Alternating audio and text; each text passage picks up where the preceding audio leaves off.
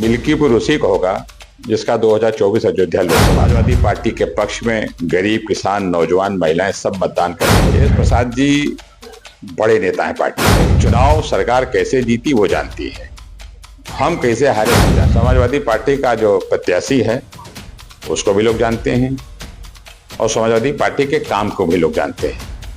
अजीत प्रसाद जी बहुत अच्छे प्रत्याशी। हमारा गठबंधन जारी है।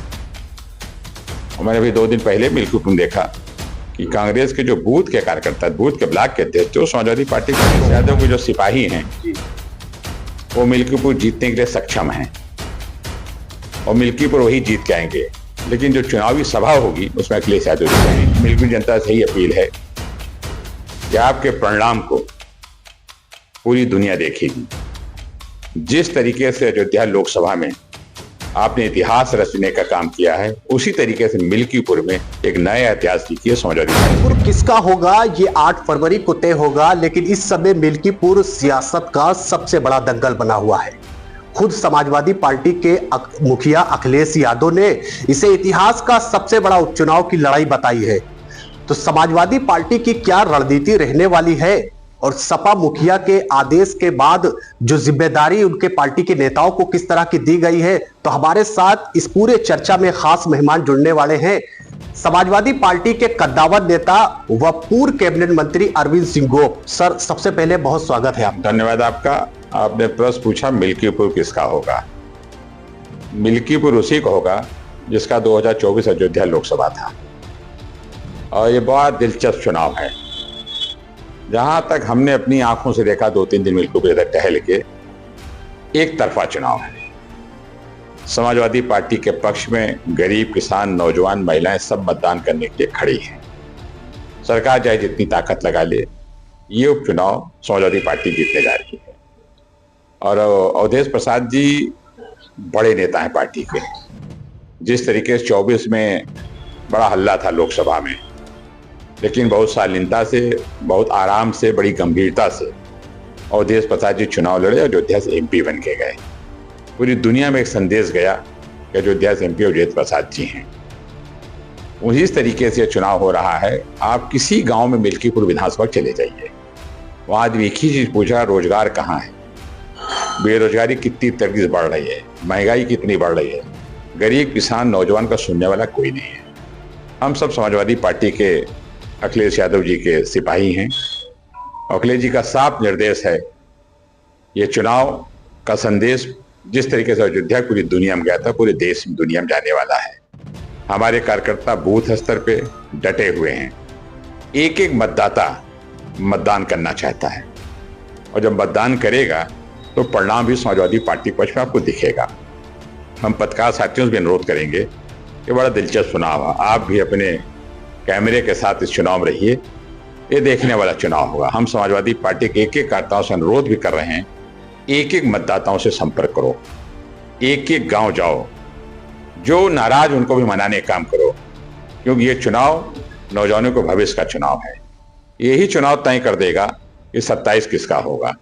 जैसे 24 में समाजवादियों का था अयोध्या, वैसे उपचुनाव भी समाजवादी जीतेगी और जो 27 का चुनाव होने वाला अखिलेश यादव के नेतृत्व हम लोग सरकार बनाने जा रहे हैं। मंत्री जी, हाल ही में जो हुए उपचुनाव के जो नतीजे आए थे, उसके बाद आप जिस तरह से कह रहे हैं, लग रहा है इतनी आसान होगा जीत हासिल करना मिल्कीपुर।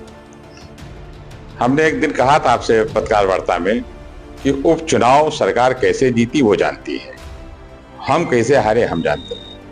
जनता ने हमें मत से चुनाव जिता दिया था, हम चुनाव हार गए हैं और चुनाव का जो उपचुनाव का रिजल्ट है, सरकार इसी गलतफहमी बना रहे ज्यादा अच्छा रहेगा। 27 तक चुनाव सरकार हार चुकी थी, लेकिन सरकार ने सारे दांव पेच अपनाए हैं।